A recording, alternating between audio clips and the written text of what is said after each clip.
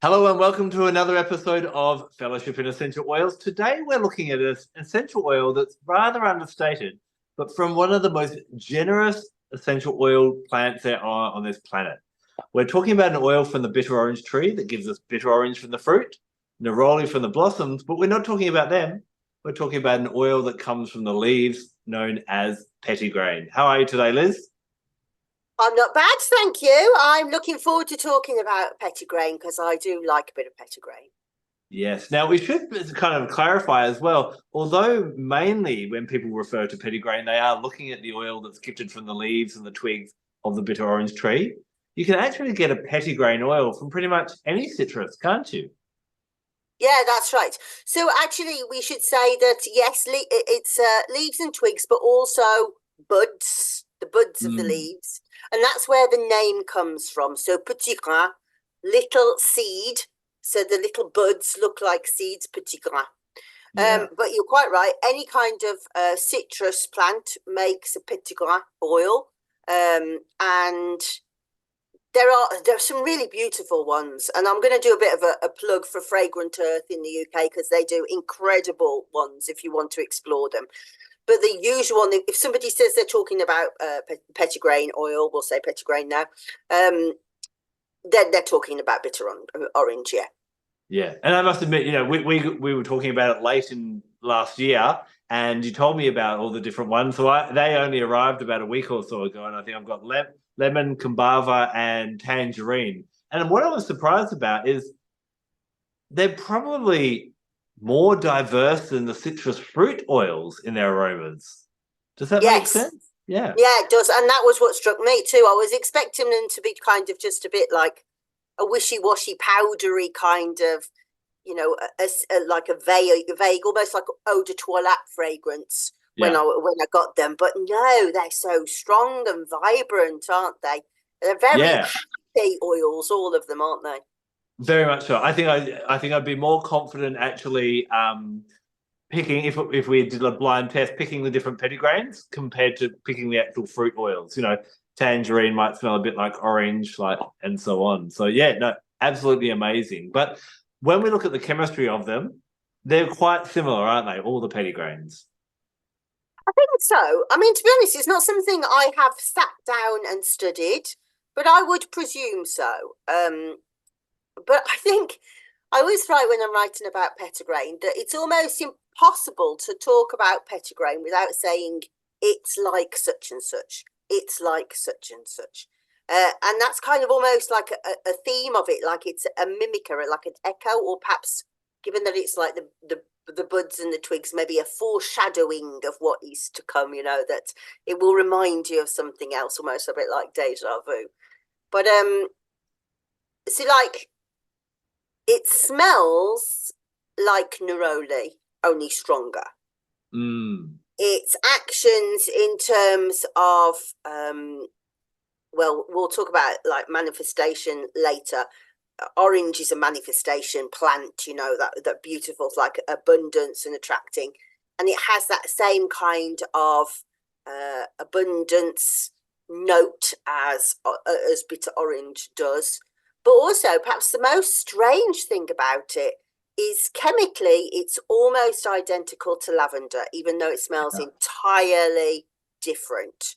So you think probably the most important thing that petitgrain does is be a lavender, which is a strange thing to say, but it is. So if somebody doesn't like lavender, or if you've got a blend where you think, oh, lavender's just not doing it here, then it's a tremendous substitute, and I don't mean like a replacement because you haven't got lavender. It's like like interchangeable because it's got such huge amounts of linalool and linalool acetate, which we'll talk about in a minute. But also from a skin healing point of view, it's a real magical plant as well, and we can get into the chemistry of that. So yeah, this idea of like it's almost like an impressionist, if you like. Yeah. It can really. What are the birds that mimic things?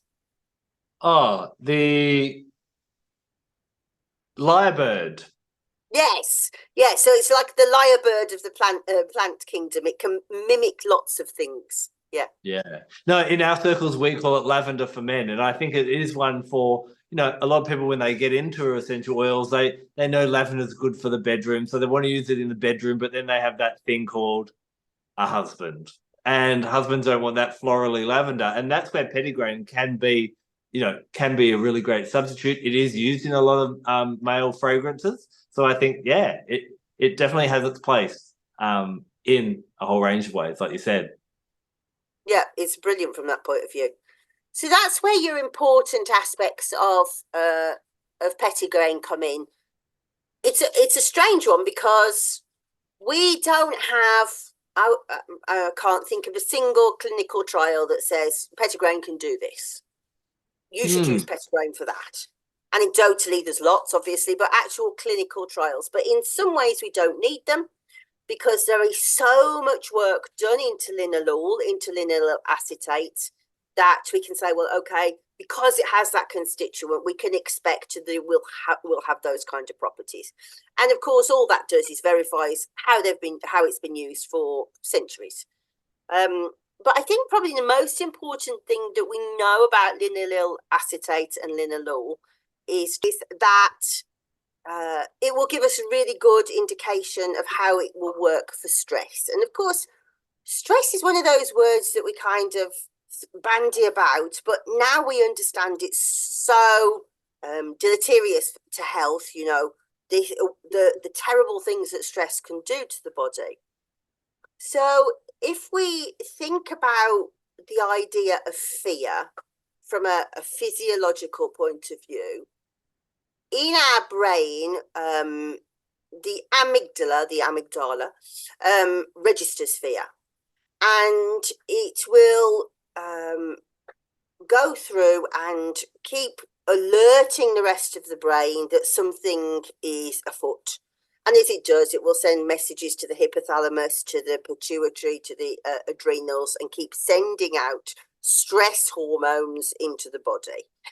And if we are in a stressful situation, short term, that's really helpful because it changes our physiology so that all of the extraneous systems lose their capability to secrete hormones, and everything goes towards being able to run faster, jump up a tree higher, and so the muscles take it.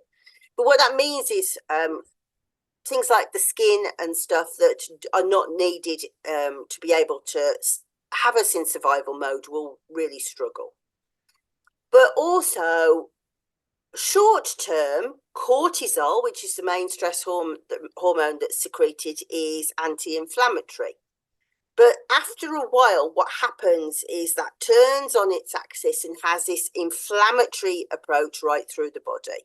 And this is why we have more pain, for example, that we become tetchy. All of those things come from this inflammatory process. Now, what's interesting about the amygdala is it works in tandem with another part of the brain called the ventromedial prefrontal cortex, or the VMPFC. And it's like, I'm very stressed, and the VMPFC goes, yes, but have you thought about this? There's an explanation to this. You can calm down. And it goes, okay. No, but what about this? Yeah, but calm down, calm down, calm down. And I always used to use my husband and I as an example of this, that I would be like, this is going on. And he'd go, yeah, but this is, no, they'd be a bit practical here. But after a while, I'm just like, but no, it's not like that. And he goes, whatever. And he goes off in the shed and leaves me to it. And the VMPFC does do that after a while. It just goes, do you know what? I can't be bothered with your stress anymore. You just carry on because you're not listening anyway. And it disappears and it switches off.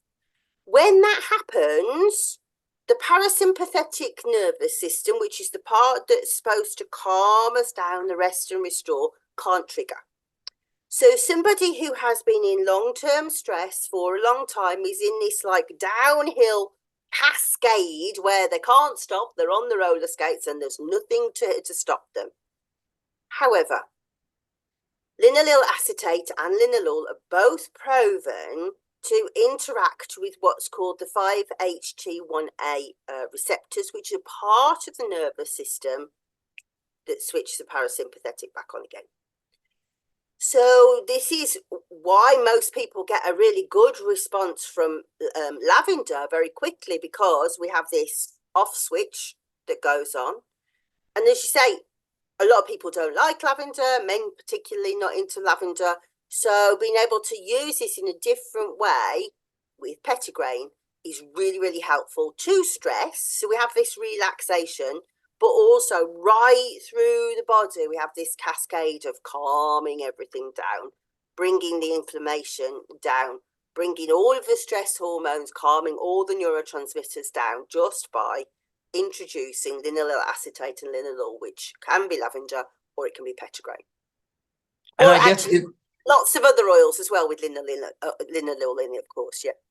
And I guess, I kind of feel like Petitgrain, because there isn't always that connection to lavender and sleep, it's one that could be diffused or used in a bath or used any type of way throughout the day as well to help manage stress a little bit more, couldn't it? Yes, definitely. It's lovely in the bath. It's lovely as like a natural perfume. It's fantastic as an aroma pendant. Amazing for skincare, which I can talk about as well. We've talked about how it's got a lot of linalool and linalool acetate. These acetate chemicals are so calming and soothing to the skin and have skin regenerative properties. And we've got 3 big hitters within here. Excuse me, we've got linalool acetate, we've got geraniol acetate, and we've got nerol acetate. Now, nerol acetate is like a super molecule. In particular, in helichrysum, people will particularly go after a helichrysum that's grown in a certain part of the world, like Corsica or Sardinia, where naturally we have these high levels of nerol acetate because it's so good at healing and regenerating skin tissue. We also have decent amounts of geraniol acetate, and geraniol acetate is anti-inflammatory, antioxidant, but it also reinforces the skin barrier so that you don't lose so much water, and also you don't lose so many lipids. So if you have somebody who has very flaky skin, then this like flaky skin is almost like bricks with no mortar between them, and the lipids act like mortar between them. So once you put your oil on, and by that I mean like a fixed or like a carrier oil, it will hold it much better. But also linalool acetate, apart from all of these amazing stress reducing properties, also has an anti-psoriatic action. So things like psoriasis, eczema, dermatitis, all of those respond well to it as well. So as a package, it does so much for your skin. It is mildly astringent, so it's lovely in like cleansers and toners, but fantastic in moisturizers, nourishing creams, hand creams, foot creams, all of those things where you just want to pour in loads of goodness into the skin. So basically, yeah, that was going to be one of my questions. You just answered it. Would it be better as with your cleanser or with your moisturizer? You're like, get it in any of your skincare products. Get them in all of your skincare products. Yeah, definitely. And that's where maybe with the different Petitgrains, you could mix it up a little bit and have, the bitter orange Petitgrain in your cleanser and maybe the lemon Petitgrain in your moisturizer. Yeah, I mean, what I would suggest before you did that is just see how you personally react to the lemon one or the grapefruit, because bear in mind, they come from very acidic, astringent fruits. Yeah. That nature is still there, even if the actual acid isn't so strong. So you might go, oh, no, that just doesn't match my skin. But orange Petitgrain, absolutely lovely. And I always say about orange oil, and when I say this, I'm talking about sweet orange essential oil rather than bitter. But I always say it's a great oil if you feel like you've been hit with the ugly stick some morning, because it just makes your skin feel better. And that sort of orange loveliness does come through in the Petitgrain. That's definitely better. Yeah. Now, I must admit, for me, when it comes to Petitgrain, the beauty aspect and the stress/sleep aspects are the two reasons I would reach for it on a physical level. Are there any other reasons you'd reach for Petitgrain? You can use it for so many different things. I mean, bear in mind, we're talking about the 5-HT1A receptor. That's the serotonin receptor. Serotonin's so important for mood modulation, but also for anything to do with sex, anything to do with digestion. So really, you're going right through the system. It's not one of those oils that you'd pick for, I feel ill with a cough or a cold. That's not it. This is everyday management of well-being rather than I am ill, if that makes sense. Yeah, no, I think so as well. So let's dive in a little bit more to kind of the deeper reasons you might use this. And what I really love about Petitgrain is when we look at the relaxing nature of it from a chemistry level, but then we come back to the tree. So we referred before to it's got the beautiful fruit, and the fruit, the bitter orange, the sweet orange, they're very much to do with abundance. Now, Neroli, in our video we did in Neroli previously, we talked a lot about how Neroli is really good for beckoning you outside of your comfort zone and for helping you to, step outside and do something a little bit different in that way. So there's these two rather bold oils in the orange and the Neroli that really help us to get out there, be who we are, live an abundant life. And we all want that. And especially, as we come into a new year, people are very like, oh, I'm excited to do this or do that and so on. However, I know there are lots of people that always have big ambitions, big goals, big resolutions, and they always fall flat on their face. And for those types of people, I think Petitgrain is absolutely amazing. Why? One, sometimes we have big goals, but we have no foundation. And one of the keywords I use for Petitgrain is it's an oil of foundation.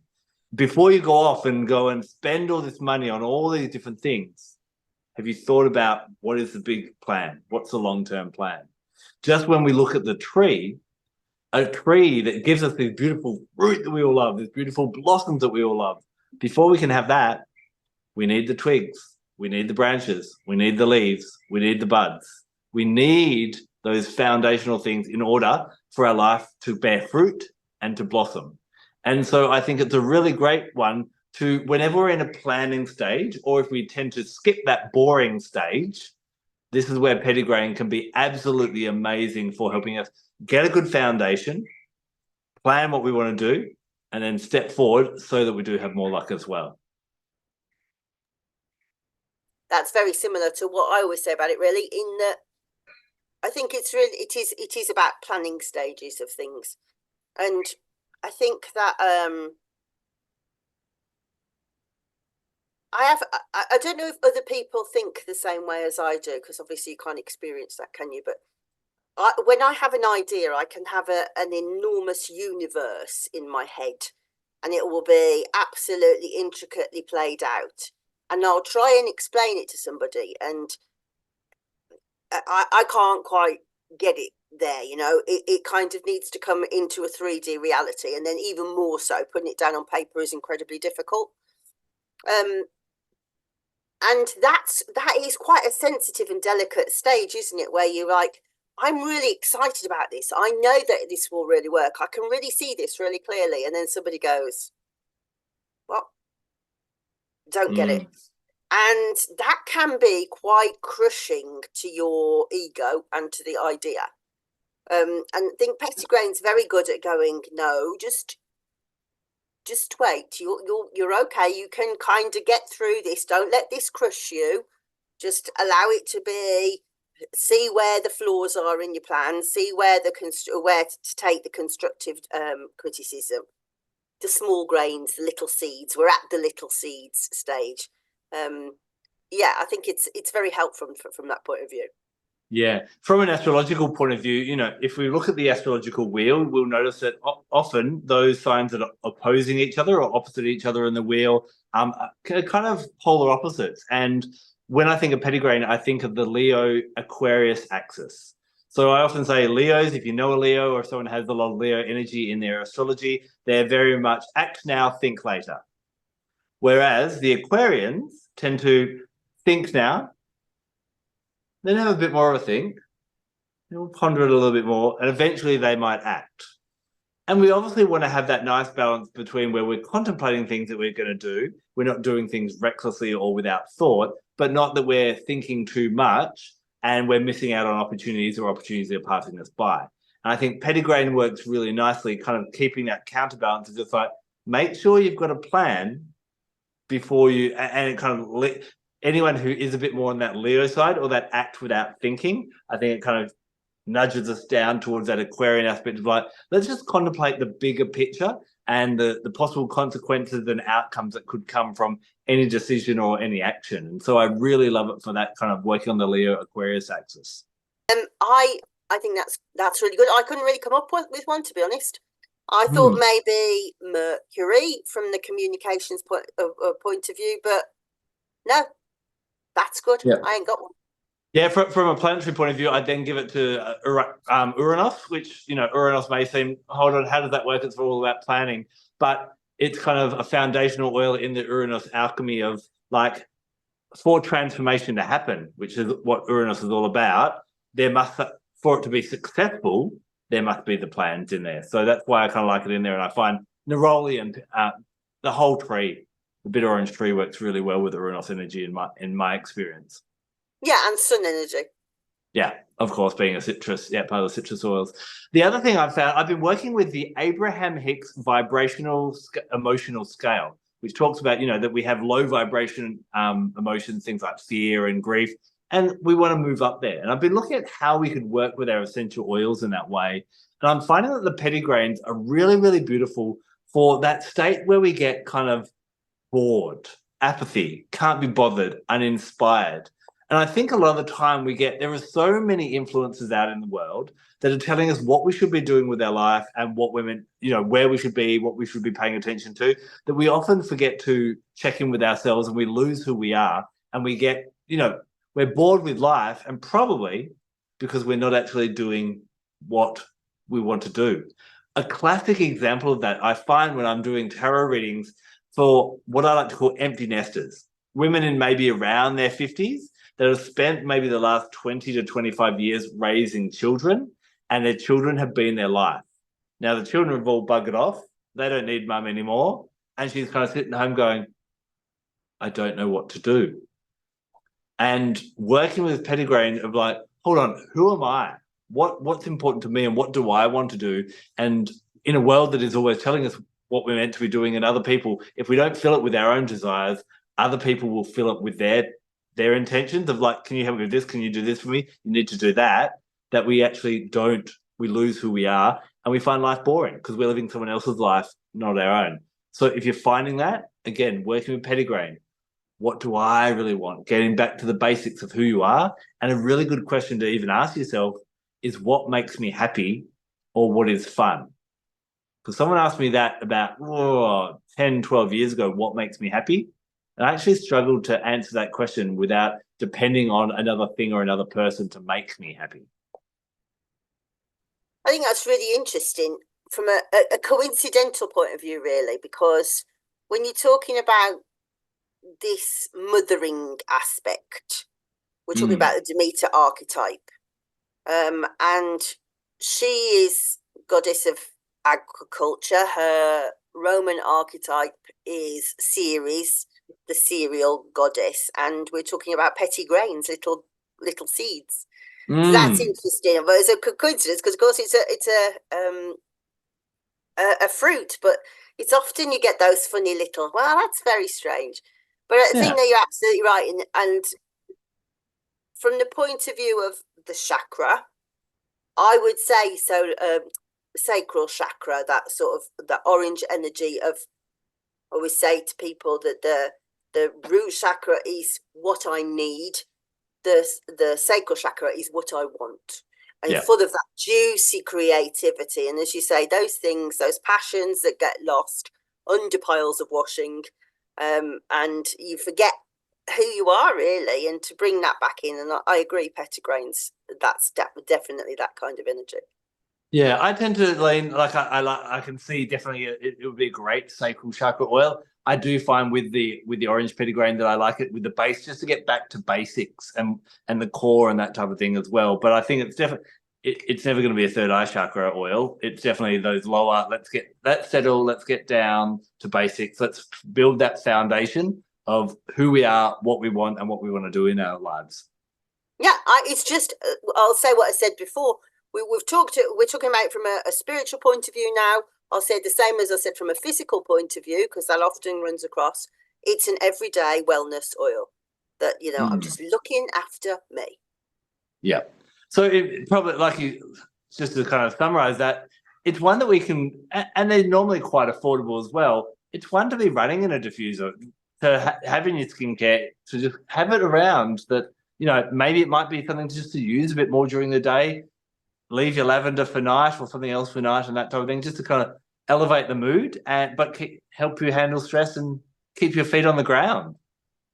Yeah, and the other thing is, like, from a physics point of view, your brain will forget.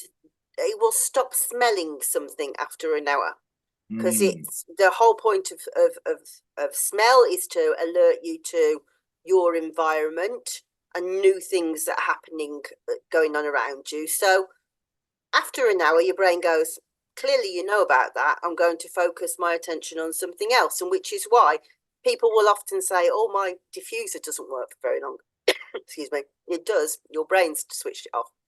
So if you really think, oh, I want to use this linalool acetate and the linalool, and I'm going to focus my attention on getting calm through that, well, that's a really clever thing to do then, isn't it? To go, I'll have an hour lavender, I'll switch my aroma pendant over or my diffuser over to petitgrain. You're still using that medicine, and you're really training your brain to work overtime, rather than it going, right, I've had enough now, I'm going for a sit down or to the shed to read my paper. No, you're not. I'm going to make you do it in a different way now. And I guess the good thing we were talking about at the start is that there are different petitgrains, and using a different one each day of the week could be really quite powerful, because the aromas are quite different, that you're not just like, oh, it's the same old oil over and over again. Yeah. So that's petitgrain. Anything else that you think that needs to be mentioned about petitgrain? No, I mean, it's very safe. It's maximum dilution 3%, but that's just, you could go more than that if you really wanted to. Can't use it in the first 16 weeks pregnancy. So the last thing I want to share with you is those last minute Lucy's. We've had a bit of a break over the holiday period, but we will be back with our masterclass happening in the first few days of February. The link is below, as well as the discount code. If you haven't got your ticket yet, we're doing it just a few days before Valentine's Day, because everyone's going to be thinking about love. Even if you're not thinking about love, everyone else is going to be talking about it. So we might as well talk about it as well. And we're going to give you some great tips. We're going to look at everything from love, romance. We're going to get sexual, not on the video, but we'll give you some sex tips. And we're even going to go into soulmates as well. And so many of the oils that we're talking about over the last couple of months all tie into that really beautifully. So make sure you buy or grab your ticket for the masterclass. Yeah, and so as many of you know, I've written a book called 50 Shades of Fragrance, and how essential oils can really help with libido and all of those kind of things. And I'll talk a little bit about how stress can affect sexuality as well, to tie in with what we've been talking about with the petitgrain today. So that is all from a very generous tree. We hope that we've given you all you need to know about petitgrain. We'll see you in the masterclass, and we'll see you next week when we dive into another oil. Until then, take care. Bye-bye.